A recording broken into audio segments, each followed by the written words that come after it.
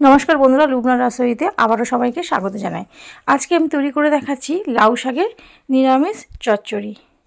এখানে আমি লাউ শাকগুলোকে আগে থেকে কেটে পরিষ্কার করে নিয়ে নিয়েছি।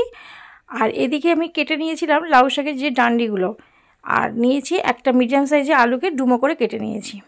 এবার আর একটা বাটির মধ্যে একটা মশলার পেস্ট তৈরি করব।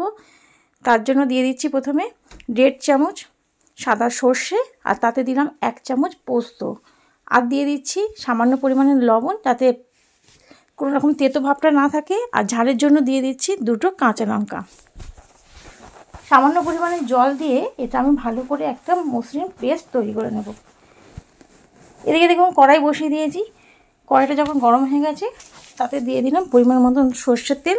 ফোড়নে দিয়ে দিলাম একটা শুকনো লঙ্কা আর 1/2 চামচ কালো জিরে। জিরে শুকনো লঙ্কাটাকে একটু নাড়াচাড়া করার পরে তাতে দিয়ে দিলাম ডুমো করে কেটে রাখা আলু। আলুগুলোকে দিয়ে তেলের মধ্যে একটুখানি নাড়াচাড়া করে নিচ্ছি। আর দিয়ে দেবো তাতে লবণ আর একটু হলুদের গুঁড়ো। এই দুটো উপকরণ দিয়ে তেলের সঙ্গে ভালো করে আলুগুলোকে একটু ভাজা করে নিলাম। তারপর তাতে দিয়ে দিলাম কেটে রাখা ডাঁটাগুলোকে দিয়ে মিনিট 2-1 সময় ধরে একটু ভালো করে মিশিয়ে নিচ্ছি।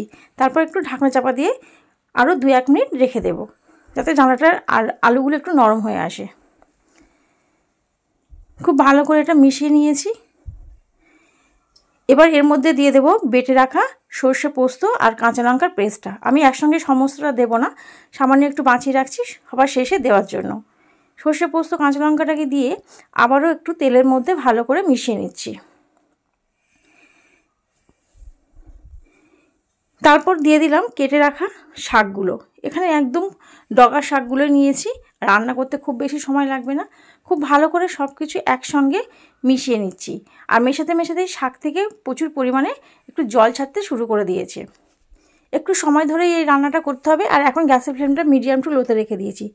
আরও ঝালের জন্য একটু দিয়ে দিলাম চেরা কাঁচা লঙ্কা। এটাকে আপনারা স্কিপ করতে পারেন।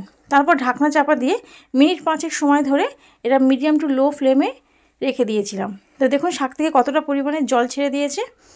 আবারও খুব ভালো করে সমস্ত শাকগুলো একসঙ্গে মিশিয়ে নিচ্ছি। রান্নাটা প্রায় হয়ে এসে, খুব বেশিক্ষণ সময় লাগবে না। খুন্তি দিয়ে আলুগুলোকে একটু ঘেঁটে দিলাম, যাতে আলুগুলো একটু মাখা মাখা হয়ে যায় তরকারিটা। তারপর ঢাকনা চাপা দিয়ে আরও 2 মিনিটের জন্য রেখে দিয়েছিলাম। ঢাকনাটা খুলে এবার দিয়ে দিলাম একটুখানি সামান্য চিনিটাকে দিয়ে আবার একটু মিশিয়ে নিলাম। তারপর যে বাকি পেস্টটা আমি বাঁচিয়ে রেখেছিলাম সর্ষে পোস্ত কাঁচা লঙ্কা, সেটা উপর থেকে দিয়ে দিলাম। দিয়ে সমস্ত শাকের সঙ্গে আরও একবার নাড়াচাড়া করে নিয়েছি। তারপর দিয়ে দিলাম একটু কাঁচা সর্ষের তেল। এই তেলটা দিলে এই রান্নার ফ্লেভারটা খুব ভালো আসে। আপনারা যদি সর্ষের তেলের ফ্লেভার পছন্দ না করেন তাহলে এটা স্কিপ করবেন। আর দিলে অবশ্যই এই রান্নাটা খুবই ভালো হয়। তো খুব সহজেই তৈরি করে নিলাম আজকের আমার রান্না। রেসিপিটা ভালো লাগলে চ্যানেলটাকে সাবস্ক্রাইব করবেন, পাশে থাকা বেল আইকনটি প্রেস করবেন। দেখা হচ্ছে আবার পরের ভিডিও নিয়ে। ততক্ষণের জন্য ভালো থাকবেন। ভিডিওটি দেখার জন্য ধন্যবাদ।